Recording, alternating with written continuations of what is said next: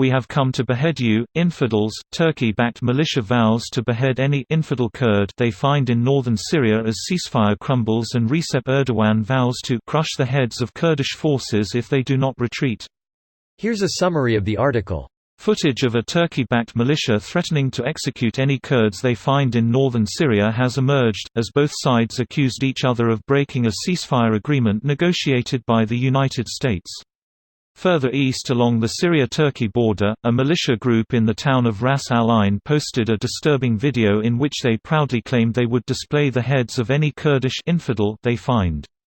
The head spokesman for the Syrian Democratic Forces posted the footage, saying, "Turkish-backed armed groups threaten to behead any infidel Kurd they capture on their way to NE Syria." Yesterday, SDF commander Abdi accused Turkey of sabotaging the truce by blocking the withdrawal of his forces from flashpoint border town Ras al-Ain. The Turkish Defense Ministry said Sunday that Kurdish forces carried out 20 attacks. Syrian Democratic Forces are now asking the United States to pressure Turkey to allow the safe passage of civilians out of the 120-kilometer-long area of border. Yesterday, a senior Syrian Kurdish official said his forces would pull back from a border area in accordance with the U.S. brokered deal when Turkey allows the evacuation of its remaining fighters and civilians from a besieged town there. Previous agreements between the US and Turkey over a «safe zone» along the Syria-Turkish border floundered over the diverging definitions of the area. This post received a score of 21,247, with an upvote ratio of 92%. Here are the top comments in response to this article. Geez, sounds awfully a lot like what ISIS does. Erdogan's son literally funded ISIS. None of this is new. Turkey has always wanted to destroy any concept of a Kurdish militia. The only factor that changed is that the powers to be are actually letting them do it. Trump says Erdogan is his friend. So then Trump is friendly with ISIS? Thinking face. Greater than Erdogan. Erdogan doesn't really have any friends.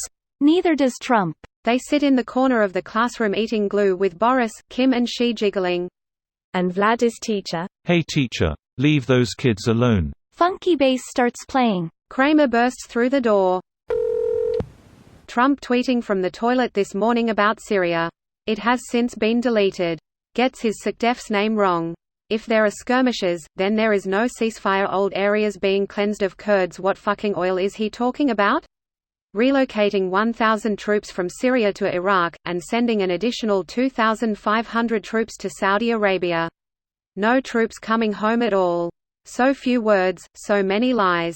Update tweet has been re-upped with a few minor changes. See if you can spot them. Greater than what fucking oil is he talking about? No, also effing idea. Syria has significant oil deposits, but most are further south, well outside a 30 km wide buffer along the northern border. Who knows? He's referring to the ones further south that are unaffected? Referring to some claim that the fields in the northeast are safe from attack for some reason? Because goodness knows the most important thing in this unnecessary and self-generated fiasco is whether the oil is secured. You know, it would be nice to have an actual press conference once in a while where specific questions could be asked rather than a brief, stupid tweet with a typo that gets deleted shortly after anyway because Mr. Big Brain can't figure out autocompletion of Mr. Esper's name. I read this morning on AP that the U.S. troops being moved are going to western Iraq and southern Syria. Based on the information you provided, I think it's safe to assume that he is saying that our troops are staying in the south and keeping those oil reserves secure. Either way, he's a massive idiot both for pointing at the fact that U.S. troops that are staying in the country, not coming home, and pointing at the fact that they're staying because of oil. It's amazing that he could have actually learned something from Bush to keep his mouth shut on oil. An interesting, scary thought is who Syria's oil, gas is benefiting: Turkey? Russia, Iran, ISIS, and if Trump is talking about Western interests at all. I remember years ago how it was reported that Turkey was believed to be funding ISIS with Erdogan's son's oil business. Some of the Turkey-controlled northeastern region has some big oil deposits. Could any of this ordeal be connected to securing those oil fields for Turkey? This video was automatically created by Reddit to speech. The article and comments in this video were selected from Reddit according to their upvotes, and any paraphrasing was performed by smmry.com, without any human intervention.